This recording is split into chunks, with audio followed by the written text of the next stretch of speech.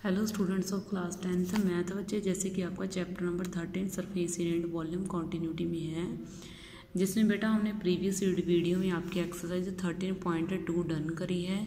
तो बेटा मैं इस वीडियो में आपकी एक्सरसाइज 13.3 उठाने जा रही हूँ। इसमें देखो बेटा है कि आप पहले 13.1 में आपने क्या रीड करा। 13.1 में आपने सारा एरिया से रिलेटेड पोर्शन जो है वो रीड करा। उसके बाद 13.2 में आपने वॉल्यूम रीड करा। अब 13.3 में हम क्या करेंगे, मिक्स चीज़ें रीड करेंगे, कभी वॉल्यूम कभी एरिया। ठीक है, देखो हम इसके फर्स्ट क्वेश्चन की तरफ बढ़ते हैं।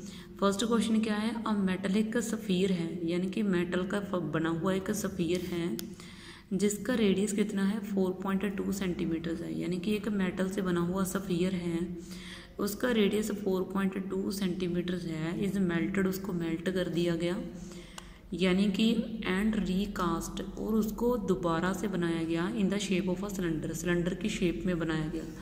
यानी कि एक सफ़ीयर था, मेल्ट कर दिया गया, फिर उसी मेटल से, जिसका सफ़ीयर बना हुआ था, उसी मेटल से एक सिलेंडर तैयार कर दिया गया, उतनी ही मेटल से जितनी मेटल से सफ़ीयर बना था।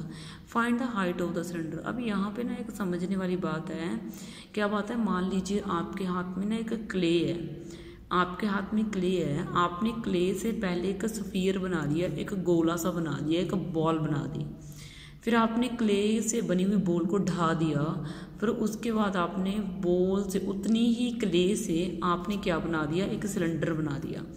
तो पता है यहाँ पे इंटरेस्टिंग बात क्या है, जितनी क्ले से सिलेंडर बना है उतनी ही क्ले से सफ़ीयर बना था। यानी कि ना तो सफ़ीयर से सिलेंडर बनाने के लिए मैंने ज़्यादा क्ले यूज़ की ना कम यूज़ की, जितनी क्ले से मैंने सफ़ीयर बनाया था उतनी ही क्ले से मैंने सिलेंडर भी बनाया है। तो मुझे क्या पता करना है, मुझे हाइट पता करके दिखानी है किसकी, सिलेंडर की।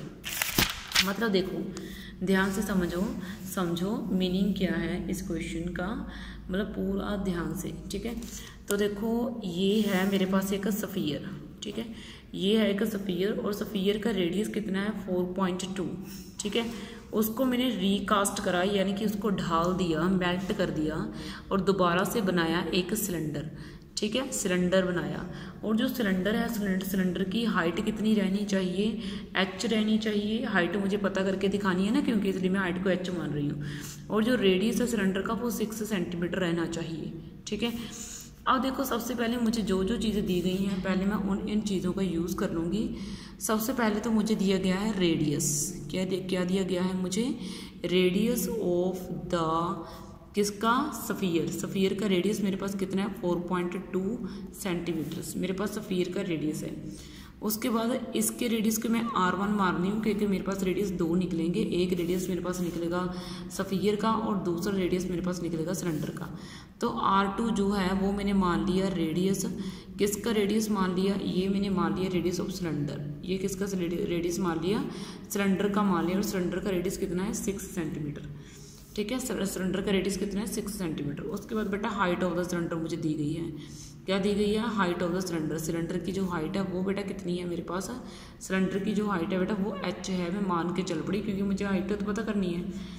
अब देखो बेटा, अब जो लाइन जो मैं लिखूंगी इसको ध्यान से याद रखना। द ऑब्जेक्टिव फॉर्म्ड, जो ऑब्जेक्ट है फॉर्म्ड बाय रीकास्टिंग, यानी कि जो दोबारा बनाया गया है सफ़ीयर को पिघला के, विल भी उतना ही होगा द सेम इन वॉल्यूम, यानी कि सेम इन वॉल्यूम में सेम होगा।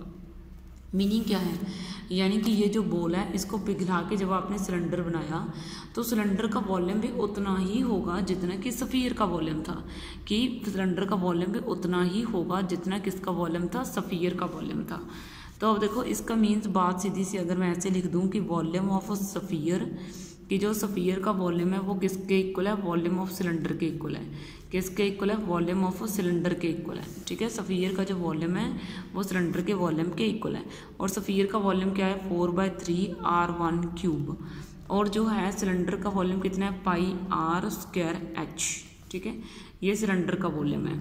उसके बाद देखो ये पाई से पाई मैंने सीधा कैंसिल कर दिए, मेरे पास क्या बचा 4/3 R1 क्यूब, यहाँ पे R2²h बचा।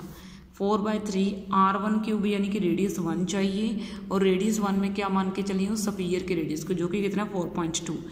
यानी कि 4.2 का क्यूब चलेगा। फिर यहाँ पे मुझे क्या चाहिए, रेडियस R2 चाहिए, जो कितना है 6 स्क्वायर इज मल्टीप्लाई h आ जाएगा। ठीक है, उसके बाद देखो बेटा h मुझे निकालनी है, तो ये कितना आ जाएगा 4/3 multiply 4.2 cube divide by 6 square. ये जो 6 स्क्वायर इधर मल्टीप्लाई में ना, वो इधर जाकर डिवाइड में हो गई। ठीक है, तो देखो इसको सॉल्व करूँगी मैं, 4/3 मल्टीप्लाई 4.2 मल्टीप्लाई 4.2 मल्टीप्लाई 4.2, उसके बाद ये कितना आ जाएगा 6 मल्टीप्लाई 6 मल्टीप्लाई 6। ये देखो आप कट कर सकते हो। ठीक है, ऐसे ही। ठीक है, 0.7 0.7। ठीक है, ऐसे मैंने कट कर दिया। ओके, तो इस तरीके से मैंने कट कर दिया। वैसे यहाँ पे 6 का स्क्वायर था, सॉरी 6 का स्क्वायर था, तो एक से ये 4.2 वैसे ही पड़ा रह जाएगा। ठीक है, आप इसको इससे कट कर सकते हो। ओके, ऐसे कट हो जाएगा 1.4।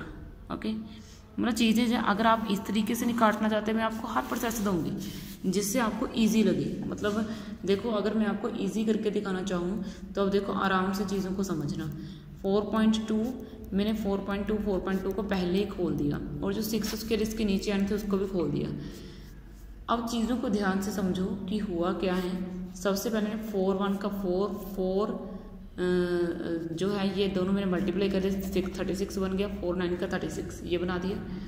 ये कैंसिल हो गया, इसके ऊपर 1.4 आ जाएगा, ये 3, ये 1.4 आ जाएगा, ये 3, ये 1.4 आ जाएगा। ये मैंने 3 के टेबल के ऊपर कट करा है। तो यहाँ से मेरा h आ गया 1.4 क्यूब।